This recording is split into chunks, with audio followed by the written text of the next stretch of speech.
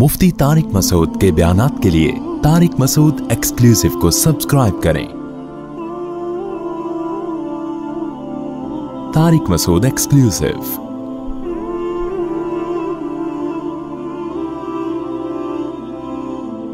गरम चाय जो लोग पीने के आदी हैं, बहुत तेज़ गरम, ये जो मैंने सुनी है ना इधर उधर से बातें, मैं ज़रा कंफर्म कर रहा हूँ ये हकीकत है या नहीं है।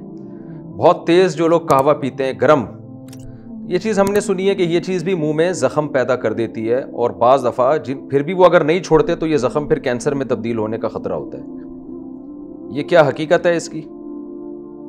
ये बात आपने बड़ी अहम की है। और ईरान के अंदर जो है ख़ास तौर पे जो कहवा का बहुत ज़्यादा रिवाज है, बहुत गर्म कहवे का, तो वहाँ पर जो है ये कैंसर काफ़ी कॉमन है, मुंह का भी और गैस्ट्रिक, ये जो स्टमक के अंदर भी। अच्छा। क्योंकि वो गर्म बिल्कुल नीचे गिरा देते हैं। कहवा जो है वो वहाँ पर बहुत लंबे अरसे के लिए जख्म करता रहता है। तो ये बात आपकी है। अलबत्ता ये है कि पाकिस्तान में आम हालात में जिस तरह से चाय का रिवाज है और चाय गर्म पी जाती है, लेकिन वो भी आमतौर पे उसमें रिवाज यही है कि मतलब उसमें बिल्कुल अंदर उंडेली नहीं जाती, उसको इस तरह पिया जाता है, चस्के ले लेके पीते हैं असल में। जी बिल्कुल। तो वो आप देखें ना, अब तो कट चाय चल रही है ना, कट चाय इतनी सी मंगवाते हैं, वो घंटे में जाके खत्म करते हैं। बिल्कुल। तो उससे इंशाल्लाह कोई ऐसा नॉन मतलब प्रॉब्लम नहीं है, पीते रहे नहीं, वो इतना बड़ा इशू नहीं है।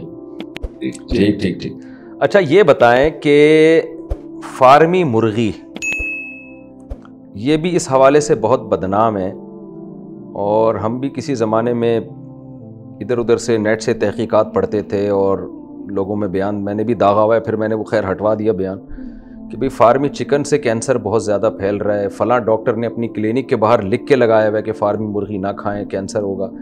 क्या हकीकत है? आप चूँकि रिसर्च सेंटर में होते हैं, आप तो तहकीक ही आपका काम है सारा दिन, तो मैं लोगों को बता दूं, डॉक्टर खुर्रम साहब सिर्फ कैंसर के स्पेशलिस्ट नहीं है, बल्कि कैंसर के स्पेशलिस्ट को पढ़ाते हैं, जो कैंसर के स्पेशलिस्ट बन रहे हैं उनके टीचर हैं, और तहकीक के शोबे में इनका बहुत बड़ा किरदार है। तो फार्मी चिकन के हवाले से क्या रिसर्च है? क्या वाकई इससे कैंसर पैदा होता है?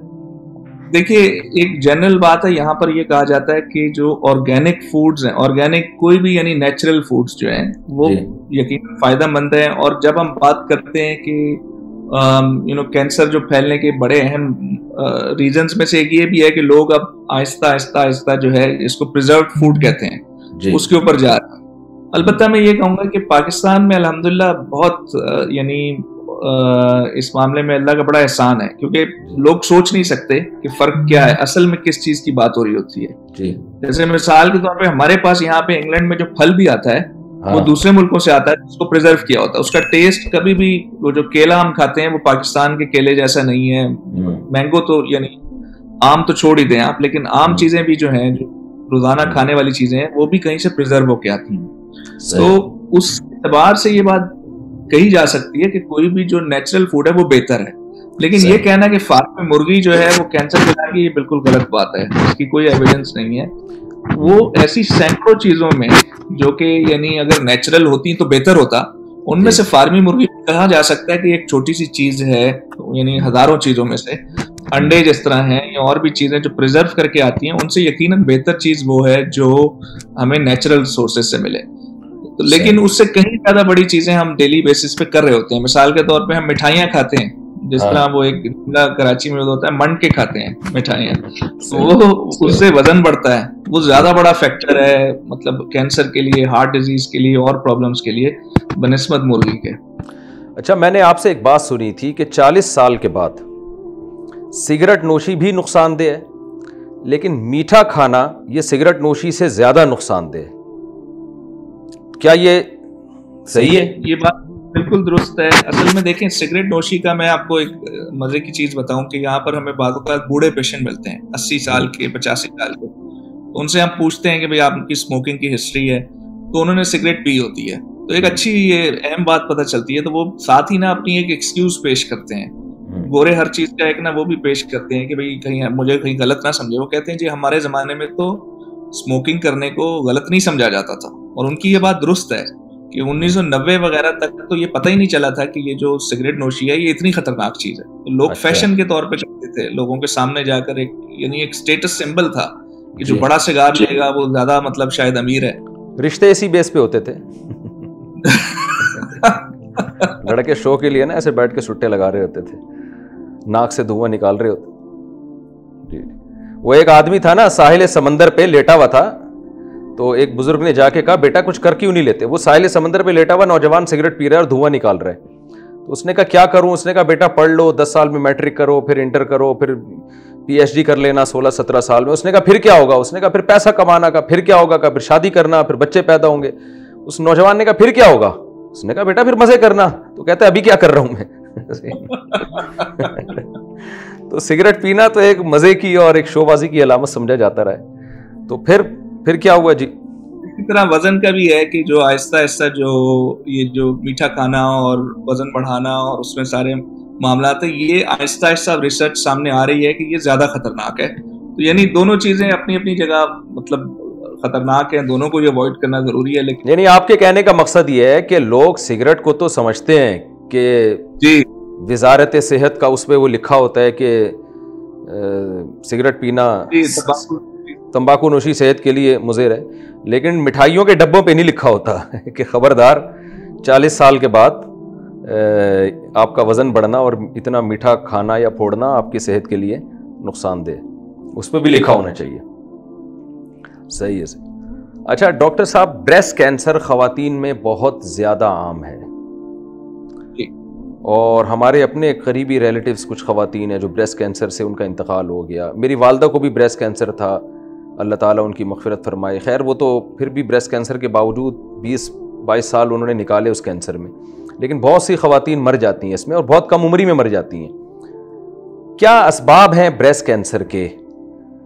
اور اچھا اس کے اگلا سوال جو امپورٹنٹ ہے وہ میں بعد میں پوچھتا ہوں کہ کوئی ایسی علامات ہیں جس سے پہلے سے اندازہ ہو جائے کہ مجھے کینسر کا خطرہ ہے. لیکن پہلے آپ اس سوال کو ذرا کلیئر کر دیں, بریسٹ کینسر جو خواتین میں بہت زیادہ ہے, اس کی بنیادی وجہ کیا ہے؟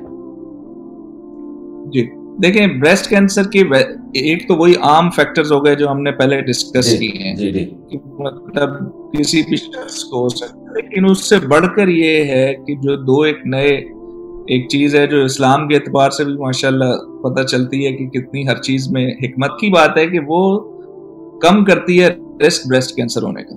یہ نہیں ہے کہ 100% یعنی نہیں ہوگا, لیکن بہرحال وہ رسک بہت کم کرتی ہے. تو یہ معلوم ہے. دوسرا یہ ہے کہ بریسٹ کینسر میں فیملی کا لنک تھوڑا سا زیادہ ہے. جیسے ہم عام کینسر میں تو ہم نے کہا 5% سے کم ہے, اس میں 5 سے 10% کے درمیان ہے. لیکن سب سے اہم چیز یہ ہے کہ ظاہر ہے کہ جس طرح مطلب خواتین کے اندر بریسٹ کینسر جو ہے, ظاہر سی بات ہے کہ وہ سب سے زیادہ کامن ہے. ٹھیک ہے, تو وہ فیکٹر سارے وہی ہیں جو ہم نے پہلے ڈسکس کیے ہیں, لیکن وہ بہت زیادہ کامن ہے کیونکہ اس کے اندر ڈیزیز بھی 3-4 مختلف قسم کی ہیں. مثال کے طور پہ جو فیمیل ہارمونز ہیں وہ بھی بریسٹ کینسر کو جنم دے سکتے ہیں, اور وہ انسان کے کنٹرول سے ٹوٹلی باہر ہے. تو کوئی ایسی چیز نہیں کہی جا سکتی کہ اگر کسی خاتون کو ہوا ہے تو وہ کوئی چیز بہت مختلف کرتی تو نہ ہوتا. بدقسمتی سے یعنی وہ ہونے والی چیز ہے, وہ شاید ہوتی ہی ہوتی. لیکن یہ ہے کہ بریسٹ کینسر میں ایک بہت بڑا ایڈوانٹیج ہے, اور ایڈوانٹیج اس سینس میں ہے کہ اگر آپ دیکھیں کہ جسم کے اندر جو چیزیں ہیں, مثال کے طور پہ آنت ہے. اب آنت کو آپ روزانہ اٹھ کے جو ہے مطلب ایگزامن نہیں کر سکتے, دیکھ نہیں سکتے. اگر اس کے اندر کوئی رسولی بن رہی ہے تو آپ کو تبھی پتہ چلے گی جب پخانے میں کوئی بلڈ آنا شروع ہو گیا ہے, یا کوئی اور علامات آئی ہیں کہ ویٹ کم ہو گیا ہے, یا کوئی اور ایشو آیا ہے. بریسٹ کینسر میں یہ ہے کہ اگر آپ کو جسم کے باہر کے جو بھی عضو ہیں, چاہے وہ سکن ہے, بریسٹ کینسر ہے, یا کوئی بھی ایسے آرگنز ہیں, تو خواتین کے لیے یہ بہت اہم ہے کہ جو ریگولر مطلب وہ اگر کوئی ایسی گٹھلی فیل ہوئی ہے جو کہ نہیں ہونی چاہیے, اس کا جلد از جلد علاج کرایا جائے. میں نے بہت سارے کیسز میں پاکستان میں دیکھا ہے کہ ظاہر ہے کہ لوگوں میں ایک ریزسٹنس ہوتی ہے, شاید شرم و حیا کا بھی اس میں ایک ایلیمنٹ ہوتا ہے. لیکن یہ ہے کہ یہ ایک ایسی چیز ہے جس کے اندر جس میں جلدی جتنا کیا جائے اس پہ بے پناہ فائدہ ہے, کیونکہ یہ سامنے نظر آ رہا ہوتا ہے. جو ہماری شروع میں بات ہو رہی تھی ارلی والے جلدی کیور, یعنی خواتین کو یہ اس بات کا, آپ کے خیال میں خواتین کو اس بات کا خیال کرنا چاہیے کہ کہیں بریسٹ کی طرف کوئی ذرا سی بھی گٹھلی بنتی ہوئی نظر آ رہی ہے تو فوراً وہ ڈاکٹر سے رابطہ کر لیں, اس میں دیر نہ کریں. آپ بتا رہے تھے کہ بریسٹ کینسر کے بہت سے اسباب ہیں, کچھ اسلامی نقطۂ نظر سے بھی, یعنی اسلام نے کچھ ہدایات پہلے سے دی ہیں, وہ کیا ہدایات ہیں جو اس پر کچھ بات ہوئی نہیں؟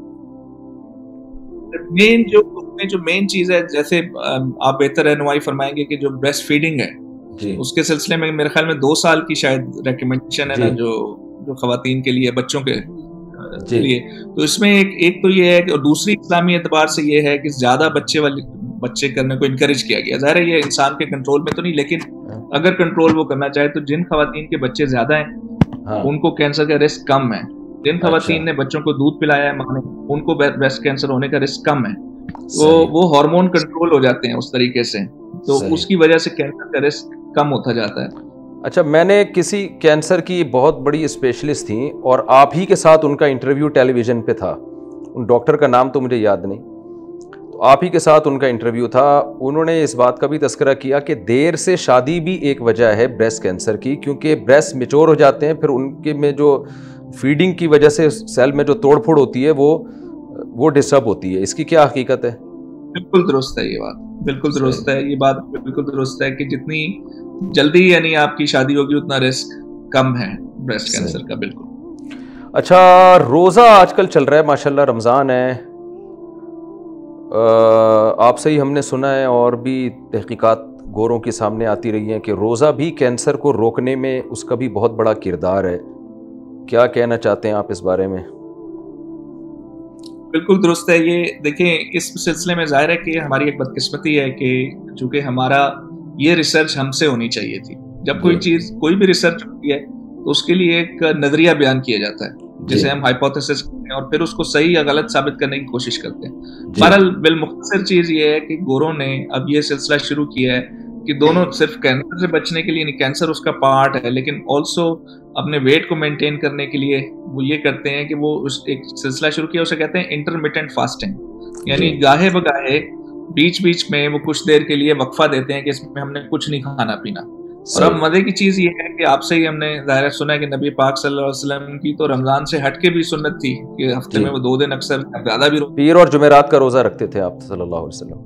ماشاءاللہ. تو یہ چیز جو ہے بالکل وہی ہے جو آپ صلی اللہ علیہ وسلم کی سنت کے مطابق ہے. تو روزہ رکھنے سے یقیناً جسم کو, جس طرح کہتے ہیں نا, یہ لوگ ورڈ یوز کرتے ہیں ڈی ٹاکسیفائی, یعنی جو گندے جسم کے ہمارا مواد ہے وہ ایک طرح سے نکل جاتا ہے روزے کے ذریعے. یہ بھی میں نے سنا ہے کہ یہ کہتے ہیں ہفتے میں 2 دن فاسٹنگ, ایسی بھی کوئی ریسرچ ہے گوروں کی؟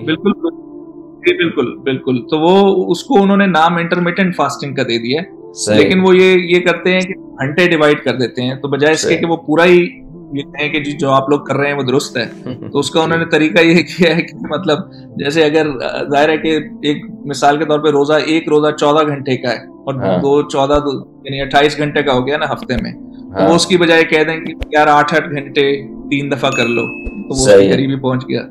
ٹھیک. تو آدمی سیدھا روزہ رکھ کے ثواب حاصل کر لے, کیا جا رہا ہے اس میں؟ بالکل مسلمان کے لیے تو یہی بیسٹ ہے.